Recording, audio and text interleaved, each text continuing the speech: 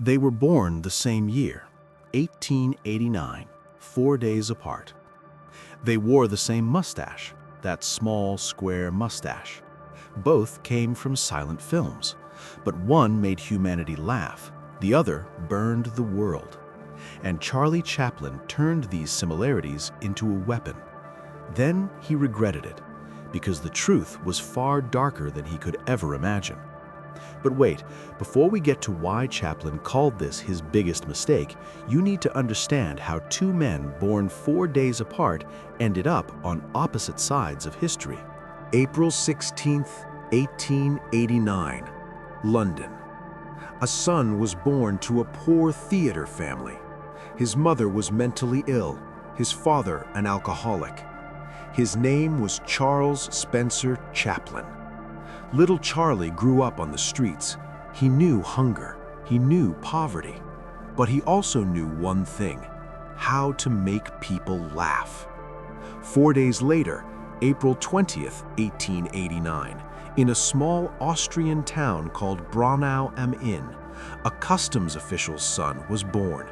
His name was Adolf Hitler. He too grew up in poverty. He wanted to be a painter, but was rejected. He lived homeless on the streets of Vienna, but he knew one thing: how to hate. Two men, two different continents, two different paths. But here's what nobody expected. Their destinies were about to collide in the most unexpected way. In the 1920s, Charlie Chaplin was the most famous person in the world. Silent cinema had turned him into a legend. The tramp character, small mustache, baggy pants, cane, hat, was recognized everywhere. During the same years, Adolf Hitler was giving speeches in beer halls in Munich. He had a small mustache. At first it was bigger, but he shortened it. Some said to look like Chaplin. Others said that's how soldier mustaches were. But the truth was, two men carried the same symbol. Chaplin smiled. Hitler screamed. By the 1930s, the world was changing. Hitler came to power in Germany. He declared war on Jews, communists, freedom. The Nazi flag flew over Berlin. Chaplin continued making films in Hollywood, but the news coming from the radios disturbed him. Book burnings, attacks on Jewish shops, dictatorship, and that little mustache, his own mustache, was now on the face of a tyrant. One day, Chaplin looked in the mirror. He touched his mustache. I used this mustache to be recognized. He uses it for fear. And at that moment, he made a decision. He would make a film. He would mock Hitler. What happened next would make him the bravest or most foolish man in Hollywood. Everyone told him to stop, but Chaplin didn't listen, and that decision would haunt him for the rest of his life. It was 1938. War was approaching in Europe. Germany had annexed Austria, was threatening Czechoslovakia. Chaplin told his producer friend, Alexander Korda, about his idea. I'm going to play Hitler, a dictator, but I'll make it funny. I'll make him a laughingstock. Korda stopped. Charlie, this is too dangerous. Hitler is powerful. Germany is a big market. It'll end your career. Chaplin smiled. Maybe, but I have to do it. Hollywood studios warned him. MGM, Paramount, Warner Brothers all said the same thing. Don't make this film. We have commercial ties with Germany. War might not break out. Why anger Hitler? Even some American politicians objected. The US hadn't entered the war yet. We should stay neutral, they said. But Chaplin didn't listen. I'll make this film with my own money, he said. And that's what he did. $2 million, a massive amount for that time, spent from his own pocket. But here's the twist that would change everything. Chaplin wasn't just going to mock Hitler. He was going to do something far more dangerous, something that would make the dictator watch the film twice. We'll get to that in a moment. He wrote the screenplay. He would star in it. He would play 2 roles. Adenoid Heinkel, a Hitler parody, dictator of the nation of Tomania. a Jewish barber, an ordinary poor man suffering persecution. It was ironic because Chaplin himself wasn't Jewish, but Nazi propaganda had declared him Jewish. Jewish artists are poisoning Germany, they said. Chaplin used this too. If they accuse me of being Jewish, then I'll play a Jewish character. In the summer of 1939, filming began. Silence in the Hollywood studios. Everyone wondered, is Chaplin crazy or a genius? The answer would come sooner than anyone expected, and it would divide the world. The atmosphere on set was strange. On one hand, comedy, on the other, the horror of reality. Chaplin, in the role of Hinkle, imitated Hitler's speaking style, words that looked like German but were meaningless. Stunk, Demokratia, stunk, he was shouting, spitting, moving frantically. The crew laughed, but some were uncomfortable. This man is actually killing people. We're making fun of him. The most famous scene, Hinkle dances with a giant globe. The globe is a balloon. Hinkle throws it in the air, catches it, caresses it, as if the whole world is his toy. Then the balloon bursts. When Chaplin filmed this scene, he was silent. He told the crew, "This isn't just comedy. This is a metaphor for reality. Hitler thinks he controls the world, but in the end, it will burst." But wait until you see what Chaplin did at the end of this film. A 6-minute speech that wasn't in the original script. A speech that made the crew go silent. A speech that Hitler watched twice, alone in a dark room. Nobody knows what he thought, but we're getting ahead of ourselves.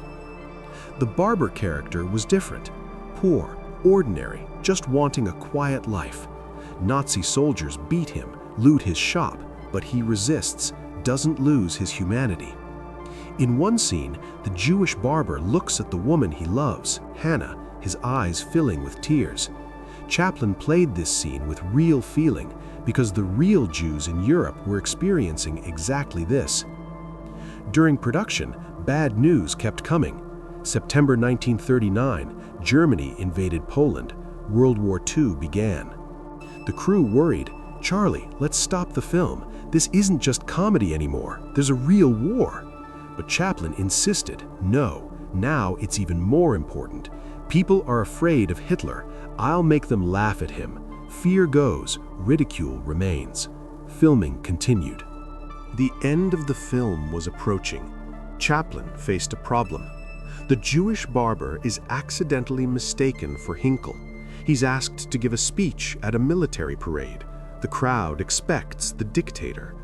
But who steps on stage is not the dictator. It's an ordinary man. Up to this point, Chaplin had made comedy. But for the finale, he wanted something different. The mask fell. The barber turned to the camera and began to speak. He was no longer a character. He was Charlie Chaplin. And his speech lasted 6 minutes. And here's what nobody expected. This wasn't comedy anymore. This was Chaplin breaking the fourth wall and speaking directly to the world, to you, to me, to everyone watching. What he said next would echo through history. "I'm sorry, but I don't want to be an emperor. That's not my business. I don't want to rule or conquer anyone. I should like to help everyone if possible, Jew, Gentile, black man, white." The tone changed. It was no longer funny. It was serious, deep, sincere. We all want to help one another. Human beings are like that. We want to live by each other's happiness, not by each other's misery. The crew on set was frozen. This was unexpected. The film had started as a comedy, but now it was becoming something else. Chaplin continued, "We have developed speed, but we have shut ourselves in. Machinery that gives abundance has left us in want. Our knowledge has made us cynical, our cleverness hard and unkind." His eyes filled, his voice trembled but was strong. "We think too much and feel too little. More than machinery, we need humanity. More than cleverness, we need kindness and gentleness. Without these qualities, life will be violent and all will be lost." Then he spoke directly to Hitler and to the millions who believed in him. Dictators free themselves but enslave the people. Now let us fight to free the world. The final line went down in history. Soldiers, don't give yourselves to brutes, men who despise you, enslave you. You are not machines. You are not cattle. You are men. Cut, said the assistant director, but Chaplin was done. He sat down, head bowed, silence. Someone from the crew started clapping, then others, then everyone.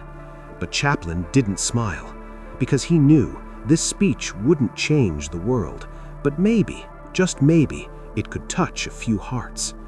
What happened next shocked everyone, including Chaplin himself. October 15th, 1940, The Great Dictator was released. A gala was held in Hollywood. Critics had mixed reviews. Some praised it, a brave comedy. Chaplin is a genius. Some criticized it, too political. Started as comedy, ended as propaganda. The New York Times wrote, Chaplin is a warrior armed with comedy.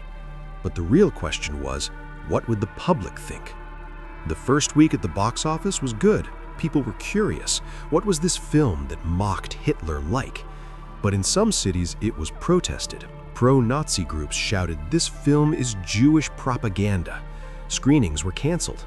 In Germany, of course, it was banned in Italy, banned in Spain.